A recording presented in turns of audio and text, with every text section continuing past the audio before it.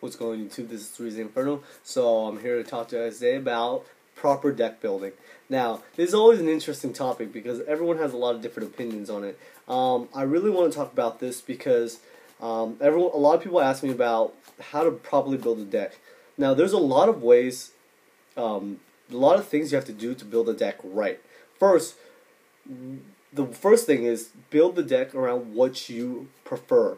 If you like a fast, swinging, like no holds barred kind of deck, you have to build a deck that does that. You can't be a conservative player and build an aggressive deck because that does you no good. What are you gonna do if you're a conservative player and you're trying to run something like samurai, okay, or dragons or something like something aggressive? That's not the type of deck you're built to run. You'll play it too aggressively, too conservatively. You won't make the right plays, and then your deck will suffer. And it's not because the deck is bad necessarily. It's just that you're not running it how it's supposed to be run. Same if you're a aggro player and you're running something like Rescue Rabbit. Okay, that's a more conservative deck. That if you run it aggressively, it might you might fall for things like Torrential Tribute. And when you log in, and then they chain Valor, you might fall for that when honestly that shouldn't happen to you.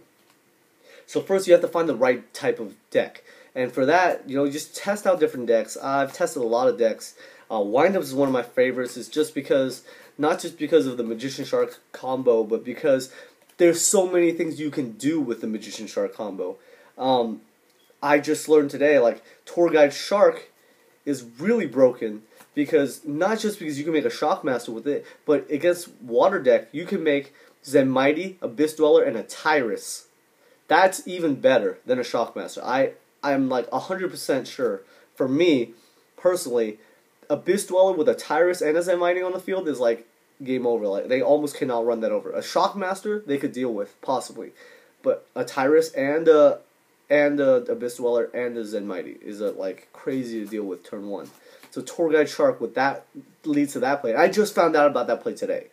Okay, and I've been playing Windups for a long time. So sometimes when I hear people say like, "Oh, Windups all they do is Magician Shark," and that's it, I'm like, okay, can you show me how to do Magician Shark? First of all, half the people wouldn't even know how to do it. So I don't exactly appreciate comments like that. It's not a simple deck at all. Windups have so many tricks they can do. They're so flexible.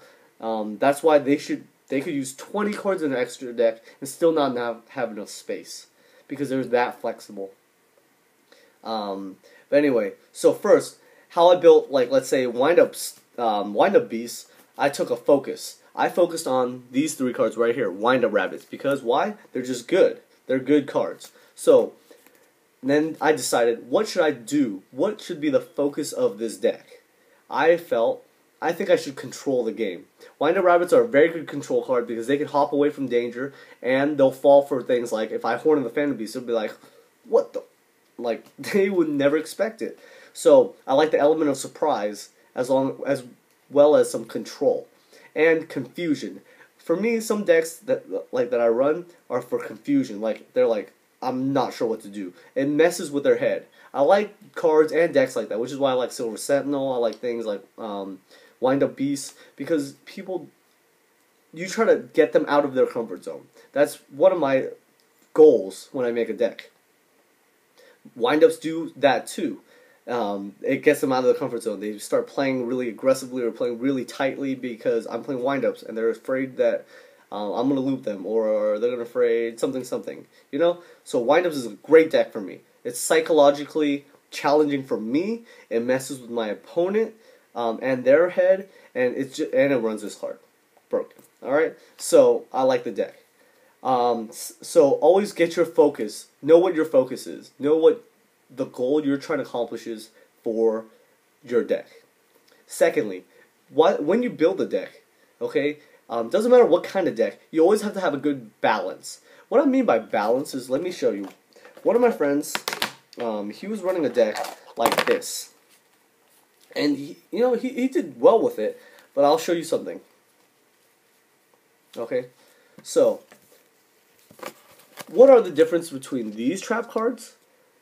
Okay, these are 2 bottomless, 2 torrential, 2 warning, and a judgment, and these cards. What are the 2 Mirror Force, Compulse, Dark Hole, Phoenix Chain? What is the difference between these 2 cards?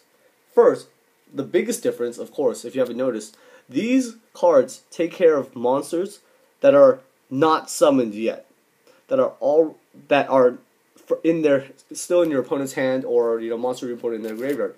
These take care of threats that are already on the field. So it's good to have a balance between these cards and these. So when I see a deck build that does this,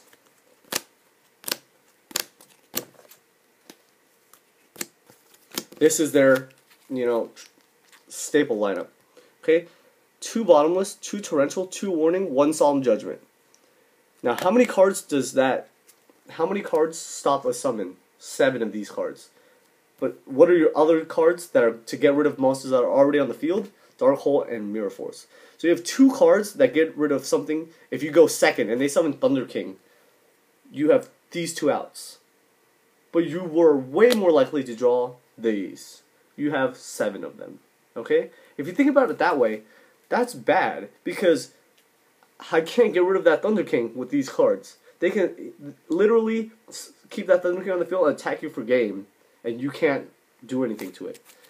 That's why it's good to have a balance of these cards. You run these cards too, to balance out to get rid of threats that are already on the field, and you still run these to get rid of stuff to negate. So this is what I think. When you set to back row, it's not good to always set something like this. I mean, if you go first, sure, why not? But if you go in second, you set 1 to take care of the threat already on the field, then you set another one for a new threat. That's why I like running cards like this. 1 takes care of something already on the field, 1 takes care of new threats. So you have to balance your spell trap lineup to account for that. You can't only have monster negation effects, or traps that negate summons or get rid of monsters that are summoned. Because what if you go second and they summon a big monster, and then you're like, well, I can't get rid of it. Well, then I'm sorry, you just lost game 1 because you run too many of these and not enough of these. Okay? Or vice versa. You run too much of these and not enough of these. So if you only run 2 warnings, but then you run like 2 Mirror Force, whatever, you know what I mean? Like, then you might need more of these to get rid of the monsters that are already on the field, to get rid of monsters that are being summoned. So those are some deck building ideas that I think are really important. You guys always have to keep track of that, and make sure you always know what the meta looks like. Okay, if Bottomless is a better choice in this meta, then main deck the Bottomless and side the Compulse. But you always want to have a good balance. Okay, you don't want to just have 1 Mirror Force, 1 Dark Hole, and then 7 traps that respond to summons. You want to have a good balance. So it's always about balance, okay? And the thing about Windup Beast, which I like too, is balance. I could be really, I can mess with their mind and be really conservative, make them waste resources with the Beast, and then just stun them, literally, with the Windups I slide into. So it's like really multifaceted. I like decks that do that, and I like flexibility. So that's why I like traps that can take care of monsters that are already on the field, as well as ones that haven't been summoned yet. Flexibility. You need to have stuff for the situation that arises, and which is why I like running 1-ups. I ran 1 Bottomless, 1 Compulse, like that, just for flexibility. You never know what situation you get put in. You don't want to run just 2 Bottomless main, and then you can't Compulse their Zen mains. You're like, crap. Okay, I lost because of that. Okay? And right now, everyone... I love this card so much. You just have to run it. It's so good. Thunder King. Thunder King is like a game winner by itself. You can literally summon Thunder King and win the game without doing anything. I won 2 games, literally going first, summon Thunder King, set 2 back row, go ahead.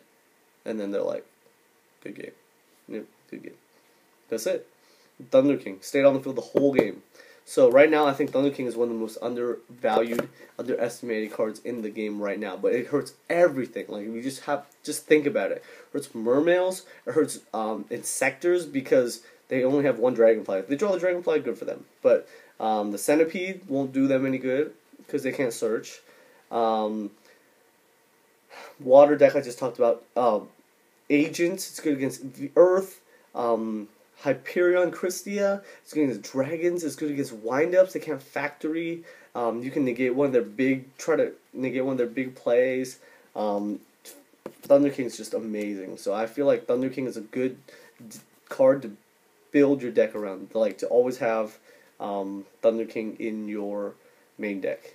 Alright, so that's all I have for you guys right now. Thank you guys for watching. I'll try and upload a few videos at once. Like right now I have some time. I'll upload a few videos at once and just, I'll try to make a few videos at once and just give them to Slim and have them upload them once in a while, because I really don't always have time to make videos. So right now I'll probably make a few on different topics. Alright, thanks guys. 3zinferno signing out.